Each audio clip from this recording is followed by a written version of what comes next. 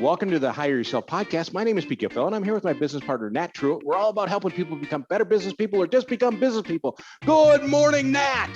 Good morning, Pete. How are you doing today? I am pumped up. I know it's a surprise, but I'm pumped up. All right. Well, what's on the docket for today? Oh, I'm pumped up because you know what? I get to see my mentor next week. Really? You know, Darren Hardy is one of my mentors. Oh, yeah. And I've been to a bunch of his events. And so I get to see him next week. I'm part of his business mastery class. And that is just, it gets me excited because there's some great content in there. Yeah. And it's always good to kind of rub shoulders with those guys too. Yeah, no, he's absolutely amazing. And so today what I thought we'd talk about is that one of the programs that I've been in is Insane Productivity. And I think you've been through that too, right? Yep. And this whole idea of having kind of a set focus, both in terms of what you plan to do, but also just kind of a settled mind. So what I thought we'd do today is, because it's so important, is we're getting distracted in many ways, phones beeping and all this kind of stuff. We got a list of priorities. You know, life is just coming at us pretty fast today, especially as we come out of COVID-19. So I thought we'd talk about how we can stay focused and settle our mind so that we can get more done, accomplished. Does that sound good? Yeah, if we can do more with less, that'd be better. So, you know, and I've been guilty of it in the past. In, you know, that whole idea, you start creating that to-do list, you have 12 priorities on there, 15 priorities, and you're kind of trying to go through them one at a time. And I think the first thing as we talk about increasing our productivity is about narrowing our focus. And I know you've been through this, where it's you focus on just your top 3 priorities. Do you still do that? Just focus on your top 3 priorities? I definitely do. And I like the saying, like, don't start your day before you finish it, which is kind of like you need to know, what your plan is before you start your day, right? Yeah, that's really part of like the Living Your Best Life Ever, Darren's one of his programs. But it's coming up, and I study success, and what you see a lot of successful people is they talk about that they really only have 3 priorities, and they just focus on those priorities, and they let the other ones go, and that's really hard to let the other priorities go. It doesn't mean you're giving them up forever, but you're really kind of putting your time and energy into the 3. So what are your 3? Research franchises, and research franchises? Make sure my wife's happy, all that kind of good stuff. But I think it's interesting. So the whole concept is to pick your 3 and then kind of set everything else aside. And that's hard in today's world. But then once you have them, it's how do you put that focus and energy towards those top 3 priorities? And I think a little bit about Darren Hardy, and he calls them, kind of blocking out times, where jam sessions, as I think his term would be, is do you do that? Do you take and set aside an hour and literally you just, all that you focus on, you shut off the phone, do all that kind of stuff. Do you do that? Yeah. And even, with my business, when I'm, say, for example, doing billing or payroll or whatever, I have it time blocked. It's the same time every week, from this time to this time. I'm turning off all my notifications. I'm turning off my, basically my text messaging, my cell phone. I know it kind of annoys people sometimes. They can't get in touch with me, but if it's an emergency, I'm sure that they'll figure out how to reach me. But yeah, you just time block, and actually I get my stuff done really efficiently and kind of like that deep focus time. Yeah. And I do the same thing. So I block time out of my calendar, and I specifically just in that 1 hour focus on the specific priority that I need to do. And it just, because you get kind of caught up in your day, right? And to your point, if you don't plan your day will take over for you, right? Your day will plan for you. And so I always start out with a plan and use jam sessions. Now, you mentioned that you take a lot of the distractions out. So you literally turn off everything, like anything that would beep and buzz and all that kind of stuff, and shut your door, and just kind of, is that how you do it? Yeah, 100%. Basically turn off everything. And I do that as a best practice, like with my phone in general anyways, like on the notification setting, like none of my apps ever notify me. And then I figured out how on my iPhone, I can set my my family, like my wife or my kids, if they call me, it'll ring even if I have everything turned off. It's kind of like a emergency. I set them as like an emergency contact, so it rings regardless. Yeah. The only bad thing is, if you're sitting in church or at a movie or something, they call you, it's going to ring. Yeah, no question about it. We have the same thing. Well, or they butt dial you at 1 a.m. Not that that's happened with any of my kids, that they would be up that late and having making a good lot time. of noise. Exactly. My daughter, I think, butt dialed us like 3 times the other night, and I was like, "You're killing us." So, and my wife has to answer because she's thinking something's happened, right? Right. So, what does little darling need? What emergency, right? So, okay.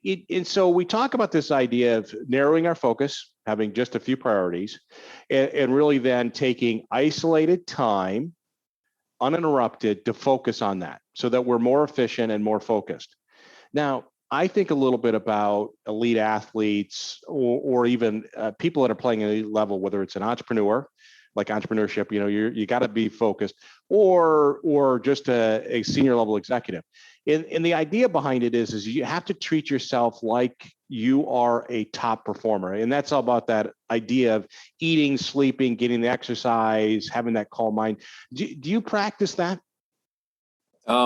I like to think that I do. So I do schedule, like, again, I time block my workout every day. And I, just make a commitment to go and get started. And then usually once I get there and get started, then I, kind of get more into it and have a really good workout. I think Richard Branson had said a long time ago, the number one way to increase your productivity is actually to work out. And exercise, which is counterintuitive because sometimes, it's like 45 minutes or an hour or 2 hours or whatever.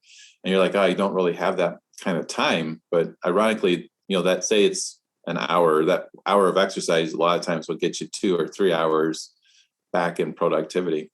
Right. So that exercise gives you that energy to kind of bust through if you're doing it on a regular basis. And then sleep. The more I study this is that you need to have a certain amount of sleep to perform at a high level.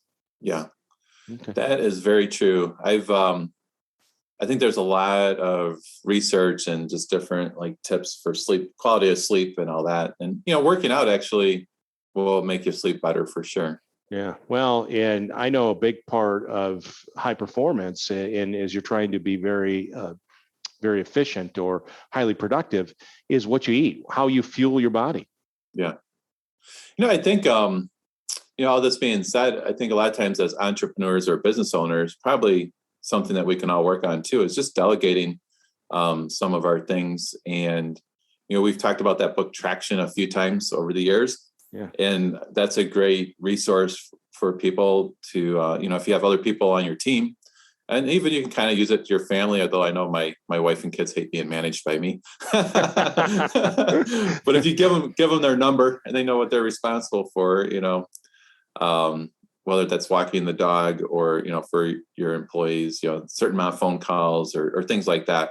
I think it's important to delegate, let people know what they're responsible for, have them report on that on a weekly basis. And then that can kind of free up your time a little bit too. So Traction is a great way to leverage delegation or kind of giving people the right responsibilities and then letting you focus on the things you want to do or your top priorities. So that makes a lot of sense.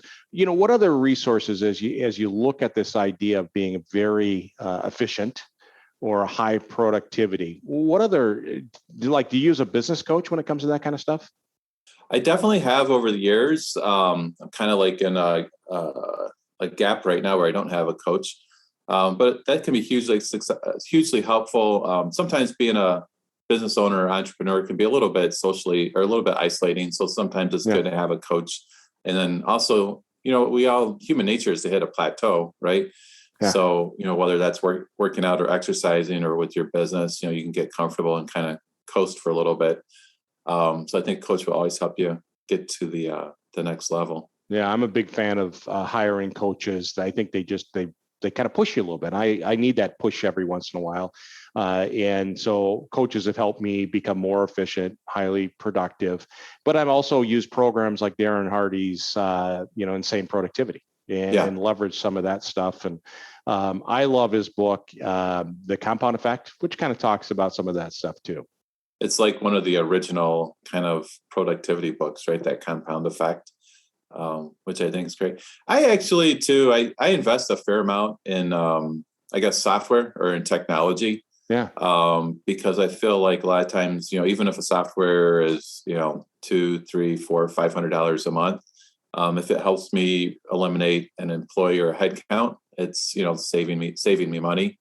Yeah. And also lets me focus on what I need to do. So I think there's lots of opportunities to kind of connect software, artificial intelligence, just different things to make your life a little bit easier. Yeah, apps.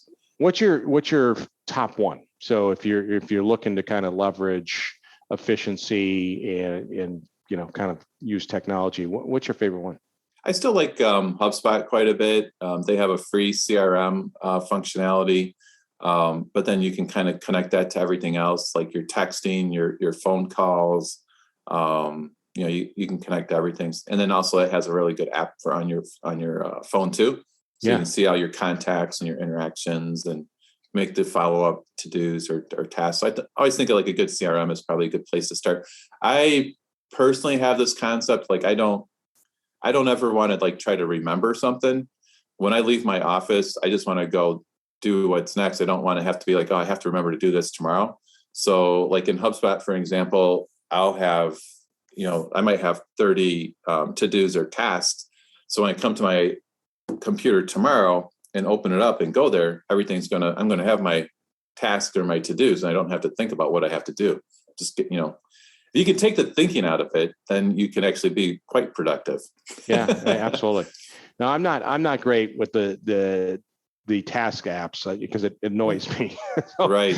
Because again, I try to focus on just the few things. And so, and again, I know that's important. It's just, that's never been I look at it as kind of, it bugs me. So and we probably differ on that stuff. One of the things that I've learned is, at least from Darren Hardy, is that, people that are highly productive, competing at a high level, whether you're an entrepreneur, you're an elite athlete, senior level executive, is that you need to rest and recover. Mm-hmm. Yeah, you have to take some time for yourself, right? Yeah. So, I tell people that when they become an entrepreneur, you need to rest and recover. But the deal is that doesn't mean you take a nap every day at 1:00, right? No, it's about this thing, whatever does it to recharge you, right? So for me, you'll find that I take Saturdays. I'll never work on a Saturday. Saturday is not my day. Now, I used to mow the lawn and do all that other crap around the yard, and some people like that. I don't like that. I had kids. I thought they would do that stuff. They don't do that stuff.